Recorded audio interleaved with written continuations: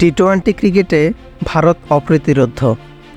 বিশ্ব চ্যাম্পিয়ন তো বটেই, তবে মজার ব্যাপার হচ্ছে একটা পরিসংখ্যানে এই ভারতের সঙ্গে কঠিন লড়াই হচ্ছে উগান্ডা ক্রিকেট দলের। যে লড়াইয়ে এই মুহূর্তে ভারত কিছুটা এগিয়ে, সেটা অবশ্য শতাংশের হিসাবে। এক পঞ্জিকা বর্ষে সবচেয়ে বেশি ম্যাচ জেতার রেকর্ড উগান্ডারই থাকছে। ভারতের পক্ষে এবছর তা ছোঁয়া সম্ভব হবে না। চলতি বছরে ভারত এখন পর্যন্ত টি-20 ম্যাচ খেলেছে 23টি, সেখানে তাদের জয় 22টিতে। এর মধ্যে 2টি জয় এসেছে সুপার ওভারে, আর একমাত্র হারটি জিম্বাবুয়ের বিপক্ষে। সব মিলিয়ে 2024 সালে ভারতের ম্যাচ জয়ের হার 95.6%।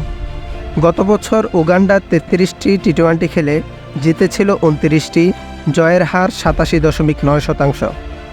জয়ের সংখ্যা আর জয়ের হার দুই দিক থেকে সেটি ছিল রেকর্ড। ভারত এবার জয়ের সংখ্যা ছাপিয়ে যাওয়ার সুযোগ না পেলেও হারে ঠিকই টপকে গেছে। ভারত জয়ের সংখ্যায় উগান্ডাকে ছাড়াতে পারছে না এবছর তাদের ম্যাচ 26টি বলে।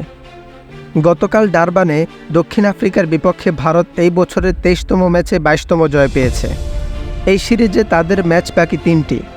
সবকটি ম্যাচ জিতলে ভারতের জয়ের সংখ্যা দাঁড়াবে 25, আর সূর্যকুমার যাদবের দলকে এখানেই থেমে থাকতে হবে।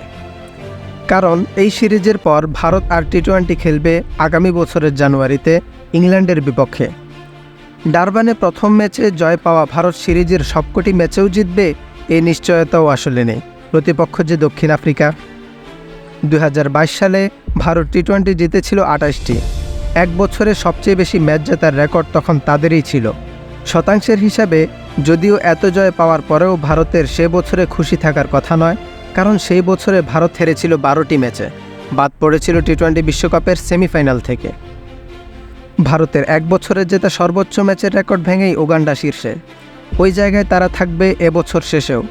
যদিও এই বছর উগান্ডার পারফরমেন্স তেমন একটা ভালো নয়, 10 ম্যাচের মধ্যে তারা জিতেছে 5টি। এক বছরে সর্বোচ্চ টি-20 জেতার তালিকায় তানজানিয়া ও পাকিস্তানের ম্যাচও আছে। 2022 সালে তানজানিয়া জিতেছিল 21 ম্যাচে, তাদের অবস্থান চতুর্থ। 2020 সালে 20টি টি-20 জেতা পাকিস্তান আছে তালিকার 5 নম্বরে। মুশফিক রহমান, ক্রিকস্পো, ঢাকা।